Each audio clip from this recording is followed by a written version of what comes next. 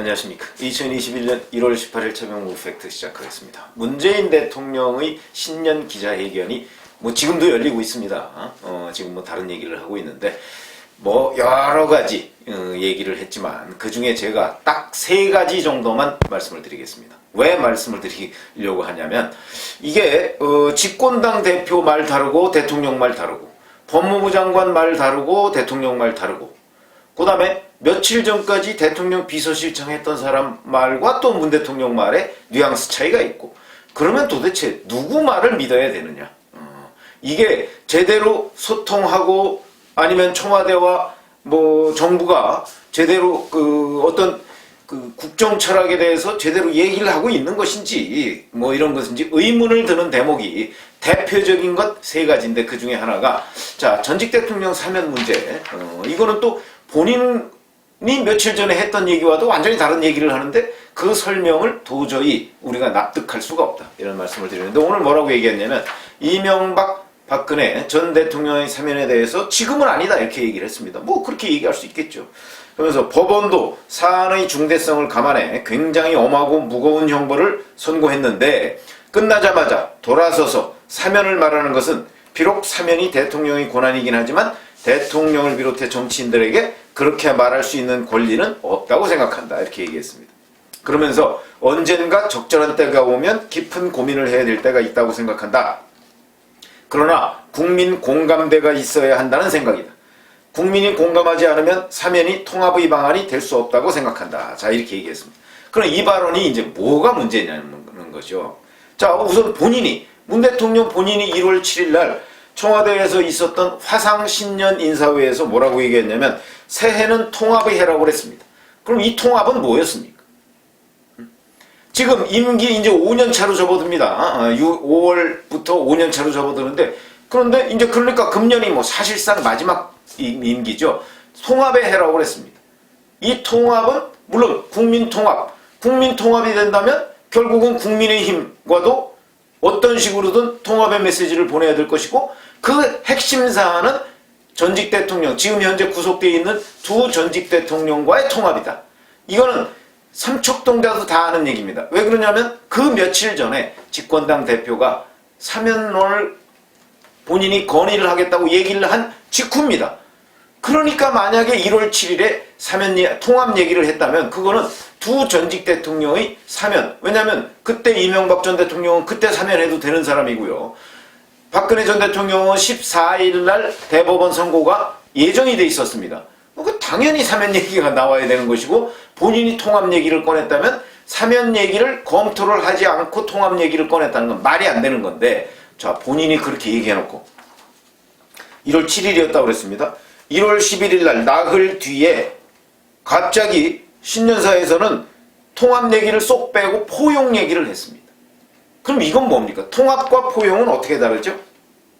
저는 별로 다르지 않다고 생각합니다. 통합과 포용은. 그런데도 며칠 뒤에, 나흘 뒤에 포용 얘기를 하고 그 포용은 사면과는 관련이 없는 것이다, 오늘 그렇게 설명을 하고 있는데, 글쎄요, 이건 국어사전을 어떻게 찾아봐야 될지 모르겠으나 적어도 통합과 포용을 얘기하려면 집권당 대표가 1월 초에 사면 얘기를 꺼내 들었기 때문에 그때도 청와대와 집권당 대표가 협의를 했을 거라고 저는 믿고 있습니다. 협의 안 하면 그거는 당정 간에 그렇게 매일 긴밀한 협의를 한다고 해놓고서 이렇게 중요한 전직 대통령 사면 문제에 관해서 협의 안 하고 이낙연 대표가 얘기를 할 사람이 아닙니다. 얼마나 신중한 사람입니까? 그런데도 불구하고 지금 이렇게 와서 통합 얘기 꺼내들고 이게 아니다 라고 주장하고 포용 얘기는 또 다르다 이렇게 주장하는 것은 이거는 국어사전의 문제다. 저는 이렇게 생각을 하고, 그렇다면 문재인 대통령은 오늘 18일 날 얘기한 이것이 도대체 나흘마다 통합 얘기와 전직 대통령 사면 얘기가 계속 바뀌면 윤 대통령은 도대체 이에 관해서 무슨 생각을 하고 있는가 하는 부분에 대해서 의문을 제기하지 않을 수 없고, 그러면 이낙연 민주당 대표가 올해 신년 초에 얘기했다는 사면 얘기는 그러면 청와대와 완전히 소통을 하지 않고 본인이 독불장군처럼 얘기한 것이냐 하는 부분에 관한 설명을 청와대가 하든가 이낙연 대표가 하든가, 아니면 이 둘 사이에 도대체 어떤 얘기가 오갔길래 이렇게 황당한 결론이 난 것인가 하는 부분에 관해서 의문이 제기된다. 이런 말씀을 드리지 않을 수가 없고, 그 다음에 두 번째. 자, 이게 이 사면 문제에 관해서요. 국민 공감대 중요하죠. 자, 그러면 국민 공감대는 언제 그렇게 대통령이 사면을 하는데 여론조사하고 사면했습니까? 어차피 사면 문제는 대통령에 대한 결단의 문제입니다. 그러니까 이걸 국민 공감대라는 이유로 슬쩍 여론한테 밀었다? 이 자체가 문제다. 책임 없는 행동이죠. 대통령 늘 사면은 대통령의 고유권한이라고 얼마나 여당에서 주장해왔습니까? 그러면서 국민 공감대? 그럼 고유권한이 아니네요. 결국은 여론보고서 하겠다 뭐 이런 얘기 아니겠습니까? 그건 고유권한이라는 거와 상당한 시각 차이가 있는 것이다. 그런 점에서 본다면 자, 이 사람들은 대통령의 고유권한을 여론보고서 하겠다라고 얘기하면 국민 공감대가 없어야 된다 이런 의미가 아니고 기본적으로는 고유권한인데 그것을 여론에 한번 슬쩍 띄워보고 아니면 아닌 듯 싶으면 사실 아닌 건지도 지금 잘 모릅니다. 예를 들어서 이런 조사 한 번도 한 적 없습니다. 이명박 전 대통령과 박근혜 전 대통령을 사면해야 되느냐 이런 조사를 한 적은 있죠. 그건 팽팽합니다. 찬반이. 팽팽하다면 찬성도 꽤 많다는 얘기입니다. 뭐 40%대 후반 정도 되더군요. 찬성도 꽤 많다는 얘기고 반대도 꽤 많다는 얘기입니다. 그런 때 대통령이 결단을 하는 것이죠. 그런데 이런 조사는 없었습니다. 박근혜 전 대통령 사면에 대한 찬반, 이명박 전 대통령 사면에 대한 찬반 이걸 물었던 조사는 없습니다.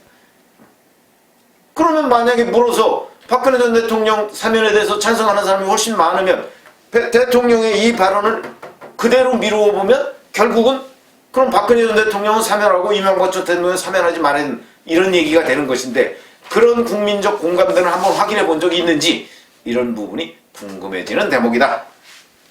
이렇게 말씀을 드리고요. 자, 그 다음에 또 부동산 문제와 관련해서 대통령이 뭐라고 얘기하냐면 투기를 잘 차단하면 충분한 공급이 될 거라는 판단이 있었지만 결국 부동산 안정화에는 성공하지 못했다. 그 연유를 생각해보니 세대수가 급증하면서 우리가 예측했던 공급의 물량에 대한 수요가 더 초과하게 되고 결국 공급 부족이 그런 측면도 있었다고 생각한다. 이렇게 얘기했습니다. 자, 그러면 이거는 며칠 전까지 대통령 비서실장을 했던 노영민 전 실장이 오늘 아침에 조선일보하고 인터뷰한 내용에 보면 부동산 정책과 관련해서 이렇게 얘기했습니다. 부동산 정책은 효과가 나오려면 4, 5년 걸린다. 박근혜 정부 말기에 부동산 경기가 안 좋아서 공급이 없었다. 그 여파가 이어진 것이다.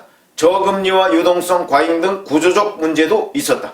부동산은 정책의 오류라기보다는 구조적 한계가 있었다. 큰 방향에서 잘못은 없었다. 이렇게 얘기했습니다. 자, 문재인 대통령과 며칠 전까지 대통령 비서실장의 생각이 이렇게 다를 수가 있습니까? 노영민 전 실장은 지금 완전히 박근혜 정부 탓을 하고 있습니다. 그리고서 별 문제가 없었다고 합니다. 그러면 공급도 박근혜 정부 탓이고 그러면 지금 문재인 정부 지금 이제 4년 거의 끝나갑니다. 부동산 정책 효과가 나오려면 4, 5년 걸린다면 그러면 초창기에 규제 위주의 부동산 정책이 실패한 결과가 지금 나오고 있는 것 아닌가요? 이런 부분에 관해서 대통령은 잘못됐다고 얘기하는데 비서실장은 잘못이 없었다고 얘기하면 이 정부의 청와대 비서실은 도대체 어떤 인식을 가지고 있느냐 하는 부분에 관해서 매우 심각한 의문을 제기할 수밖에 없다. 이런 말씀을 드리고요. 그 다음에 또 하나의 문제가 윤석열 검찰총장의 정치적 중립성 부분에 관한 얘기입니다. 오늘 문재인 대통령이 이렇게 얘기했습니다. 윤석열 검찰총장이 문재인 정부의 검찰총장이다. 맞죠? 뭐 누가 아니라고 했나요? 그런데 윤석열 총장이 정치를 할 생각으로 검찰총장을 하고 있다고 생각하지 않는다. 이렇게 얘기했습니다. 저는 문재인 대통령의 시각이 옳다고 봅니다. 오늘 얘기한 이 시각이 옳다고 봅니다. 자, 그러면 시계바늘을 한 달 전으로 돌려보죠. 자, 한 달 전에 법무부 장관, 추미애 법무부 장관이 청와대에 가서 문재인 대통령과 협의도 하고 이런저런 얘기를 하고 청와대 민정수석실과 협의를 해서 윤석열 검찰총장에 대한 직무정지를 하고 그 다음에 징계의 회부를 했습니다. 그 징계의 회부를 6가지 사유로 했는데 그 6가지 사유 중에 하나가 정치적 중립성 의무 위반이었습니다. 그러면서 중대한 위반이라고 추미애 법무부 장관이 기자들한테 나와서 설명을 했습니다.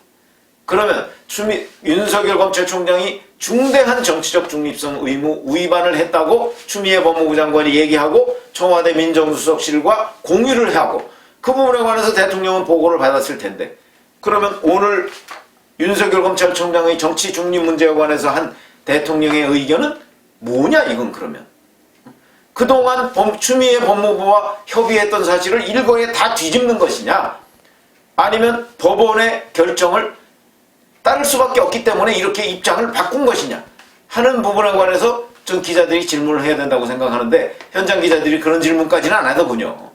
추미애 법무부 장관이 그동안 윤석열 검찰총장에 대해서 가한 정치적 중립성 의무 위반이라는 공격, 그 다음에 정한중 징계위원장이 지금까지도 인정하지 않고 있는 이 정치적 중립성 의무 위반이라고 하는 부분에 대한 본인의 시각, 자, 이 부분과 문재인 대통령의 생각은 왜 이렇게 다르냐, 이게 도대체 같은 정부의 청와대 대통령과 국무위원이 맞느냐 하는 부분에 관해서 매우 궁금해지는 대목이다. 오늘 문재인 대통령이 지금 윤 총장에 대해서 얘기하고 있는 것이 바로 그런 겁니다. 대통령과 국무위원이 불과 한 달 전에 거의 의견을 일치시켜서 윤석열 검찰총장의 정치적 중립성을 문제 삼을 때는 언제고, 자, 지금 와서는 또 그렇게 생각하지 않는다고요? 그러면 한 달 전에 청와대와 법무부 간에 있었던 그 공감대, 이 부분에 대한 사과부터 먼저 있어야 되는 것이 아닌가. 이래서 제가 오늘 말씀드리는 내용은 세 가지 중요한 주제에 관해서 도대체가 청와대와 법무부, 청와대와 집권당이 서로 다른 소리를 하고 있는데 이거는 어찌 된 일이냐 하는 부분에 대한 의문을 제가 제기하는 겁니다. 그래서 자, 저는 조금씩 뉘앙스가 다른 얘기를 할 수는 있다고 보지만, 적어도 문재인 정부가 청와대 집권당, 왜냐하면 당정회의를 계속하기 때문에, 그 다음에 대통령 비서실장, 이런 사람들은 어느 정도는 시각이 일치해야만 국민들이 이 정부를 믿을 수 있는 거 아니, 이 정부의 말을 믿을 수 있는 거 아니겠습니까? 그런데 이게 서로 전부 다르다. 한 달 전 다르고 며칠 전 다르다. 본인 얘기가 또 며칠 전과 지금이 다르다. 이렇게 얘기하면 도대체 이게, 그러면 당정청 회의라는 건 왜 그렇게 자주 합니까? 이런 부분에 관해서 매우 의문을 많이 남기는 문재인 대통령의 기자회견이었다. 이런 세 가지 점에 대해서 제가 지적을 했습니다. 감사합니다.